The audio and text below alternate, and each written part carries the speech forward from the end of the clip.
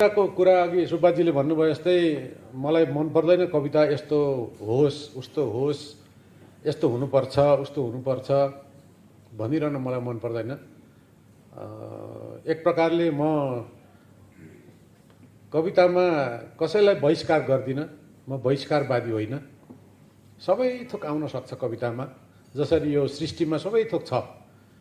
आकाश, पताल, सन्त, दुष्ट, हत्यारा, सज्जन, केटाकेटी, कोमल, क्रूर, पुटिन, यतापट्टि जेलेन्स्की, सबैको यो संसार हो। सबै कविताको विषय हुनसक्छ।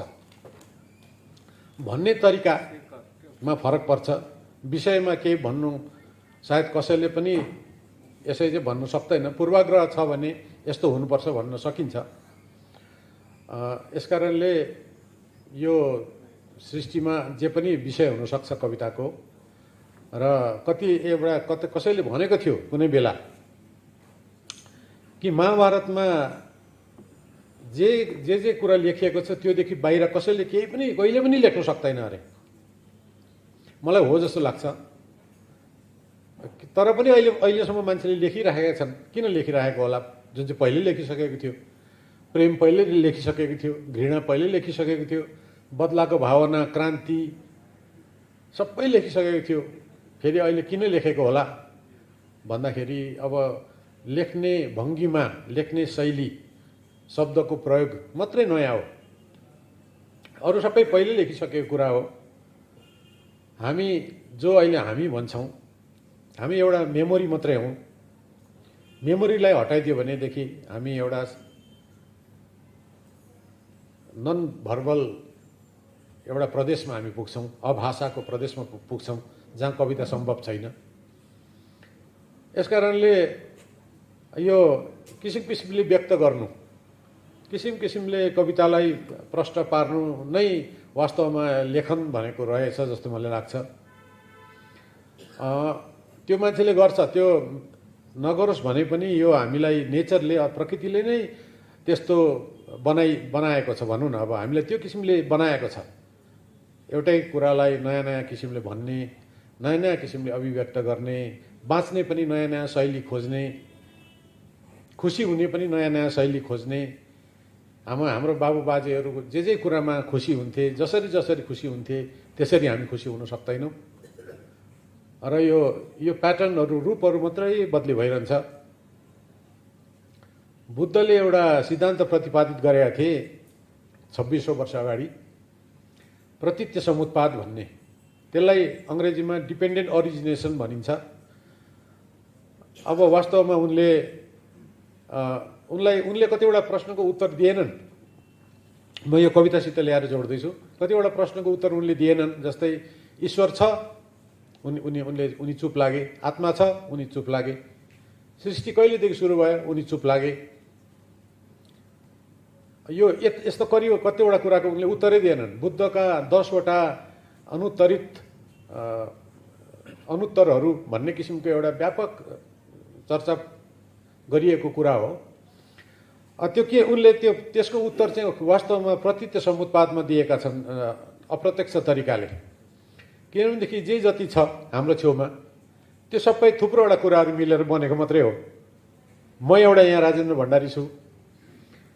अब म राजेन्द्र भण्डारी कति हुँ अब जान्नको लागि सबैले एउटा सम्झौता गरेको छ कि यो मान्छेको नाम राजेन्द्र भण्डारी हो, मलाई पण्डितले राखिदियो नाम, बाबुआमाले पनि त्यही नाम भनेर भन्न थाले, गाउँघरकाले सबैले। तर म राजेन्द्र भण्डारी हो कि होइन, के प्रमाण छ? त्यसको प्रमाण त केही पनि छैन। सम्झौता मात्रै हो नि त यो त। मलाई अर्को नामले भन्दा यही नामले चिन्छौँ। अब मान्छेलाई नै ओके छ सबै। अब यसलाई एउटा डायस, यसलाई टेबल, कोही मान्छेले झमेला गर्दैन। यहाँ सबै टेबल हो, ठिकै छ, यसलाई झमेला छैन केही पनि। यो सम्झौता हो नि त एउटा। हामी सबैले कतिवटा कुरामा सम्झौता गरेका छौँ। र म आफू राजेन्द्र भण्डारी त हुँ भन्छु, तर म एउटा मेमोरी हुँ। मैले पढेको कुराहरूको, सुनेको कुराहरूको, बाबुआमाले सिकाएको, शिक्षकले सिकाएको, टिभीमा हेरेको, न्युज पेपरमा पढेको, कवितामा पढेको सबै कुराहरूको पुञ्ज हुँ म। त्यो मेरो ब्याकग्राउन्डमा छ। अनि मेरो शरीर कस्तो किसिमको कुन जलवायुमा बनिएको छ यो भारतको यो बङ्गालको कालेबुङको बमबस्तीमा जन्मिएको यहाँको जलवायु नेपाली भाषामा पढ्ने बुझ्ने बोल्ने अनि टिभी हेर्ने टिभीमा के कुराहरू सुन्ने त्यो सबैले मलाई मेरो अन्तस बनिएको छ। म नौलो केही पनि छैन। यसलाई चाहिँ यो सबै कुराको तालमेललाई चाहिँ मैले म भन्छु। वास्तवमा त्यसलाई चाहिँ बुद्धले प्रतीत समुत्पाद डिपेन्डेन्ट अरिजिनेट त हुन्छ, त्यसको तानाबाना केलायो भने त्यो केही पनि छैन। र हरेक कुराहरू जे जति संसारमा छन्, हामीले भनेको कविता, हामीले भनेको उपन्यास, हामीले भनेको रचना, सबै त्यो बुनिएको एउटा सबै कुराको संयोग मात्रै हो। यो संयोगलाई एक एकवटा रेसा निकालेर छोडाउँदै गयो भने त्यो घर भत्किन्छ, स्वत्व नै भत्किन्छ। र बुद्धले धम्मपदमै भनेका छन्, मैले मेरो घर भत्काइदिएँ, अब मेरो घर कसैले पनि मलाई केही पनि गर्न सक्दैन, डढाउन सक्दैन, मार्न सक्दैन, मैले सबै भत्काइदिएँ भनेको छ। यस कारणले हामीले जुन चाहिँलाई हाम्रो रचना यताउति भन्छौँ नि, वास्तवमा त्यो थुप्रोवटा कुराहरूको एउटा तालमेल संयोग मात्रै हो। हामी वास्तवमा रचनाकार पनि होइनौँ, एक खालको त्यो मिलाउने संयोजक जस्तो मात्रै हौँ। र त्यो डिपेन्डेन्ट अरिजिनेसन, परस्पर आश्रित सृजना भनौँ न, त्यस्तो मात्रै हो। र म यस्ता कुराहरू धेरै भन्दिनँ, यो तपाईँलाई टाउकोमा अलिक भारी हुन्छ होला। अब म सिधै कवितापट्टि लाग्छु। कविता लेख्ने भनेर अब भन्दैछन्, तर मैले अहिले धेरै वर्ष भयो, 4-5 वर्षै भयो मैले कविता लेख्न अब म सक्दिनँ होला जस्तो लाग्न थालेको। त्यस्तो आफूलाई चित्त बुझ्दो खालको लेख्न पनि सकेको छुइनँ। यो मैले लिएर आएको कविता पनि 4-5 वर्ष अगाडि लेखेको हो। एउटा चाहिँ मैले पोहोर लेखेको छ, एउटा चाहिँ धेरै अगाडि लेखेको छु। यो दुईटै कवितामा म त्यति खुसी त छुइनँ, तर पनि म सुनाउन चाहन्छु। पहिलो कविताको शीर्षक छ, केलाई भोलि भन्नु। खेद्नु खेद्यो दिनले, चाहिएको त रात हो उनीहरूलाई।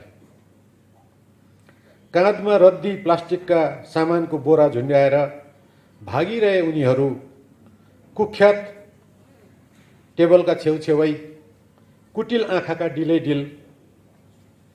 कुकुरहरू भुकिरहे, उनीहरू कुदिरहे। ए रात तिम्रो कालो मुजेत्रोले छपिदेऊ है उनीहरूको लाज। अब त लुकाइदेऊ सहरका कुना काप्चामा, कुनै परित्यक्त रेल जङ्सनमा। जोसुकैले लैजाउन् दिनलाई, चाहिएको त रात हो अहिले उनीहरूलाई।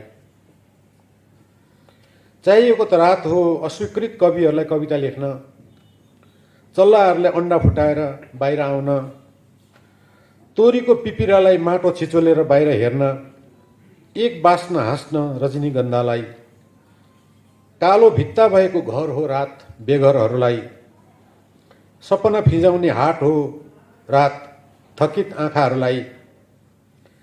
कति पुग्नु परेको सधैँ नपुग्नु पर्ने ठाउँहरू, नदेख्नु पर्ने थोकहरू कति देख्नु परेको। तिमी भोलि भोलि भन्छौ, म पनि भोलि भोलि नै भन्छु, तर ठिक यति बेला चाहिएको त रात हो। कसैलाई बाँड्नु नपर्ने रात, सिङ्गो अँगालो भरिको रात, दिनको पोल सुनिदिने मायालु रात, एउटा पोटिलो दोजिया रात। रातै नभए केलाई भोलि भन्नु हो साथी हो। धन्यवाद। यो दोस्रो कविता छ। यसमा अलिकति भाषाको प्रयोग गरेको छु मैले। तपाईँहरू धेरैले व्याकरण त पढ्नु नै भएको छ, तपाईँ बुझिहाल्नुहुन्छ होला। संज्ञा भनेको के हो, विशेषण भनेको के हो, क्रिया भनेको के हो इत्यादि। शीर्षक छ केही संज्ञा र विशेषणहरू। जे भइरहेको थियो त्यस्तो नहोस् भनेर नै यस्तो भइरहेको थियो। जे भइरहेको थियो त्यस्तो नहोस् भनेर नै यस्तो भइरहेको थियो। खासमा के भएको थियो, के भयो भने खरी उब्कियो, तर औँलाहरूलाई मादलको ताल मुखस्तै थियो। तार चुडियो तर सितारमा राग आलै थियो। पानी सुक्यो तर बगरको मन ग्लेसियरको मायाले रसिरहेकै थियो। जिस्किँदै थियो पहाड बादलको मफलर बेरेर हावासँग। तर भयो के भने पहाड छक्क पर्यो कि कता हराए साइसुत्त यत्राविधि क्रियाहरू। क्रिया त छँदै छैन, संज्ञा विशेषण इत्यादि मात्रै छ। भयो के भने पहाड छक्क पर्यो कि कता हराए साइसुत्त त्यत्राविधि क्रियाहरू। हिँड्नु क्रिया हिँड्दा हिँड्दै बेपत्ता भयो। उभिनु क्रिया उभिनै नसक्ने बाथको रोगी भयो। क्रियाहरू एकाएक हराएपछि बिल्लीबाट भए संज्ञाहरू, जसलाई केही लवस्तर विशेषणहरूले बनाए। रित्तो घर, थारो बादल, चिसो कोइला। धन्यवाद।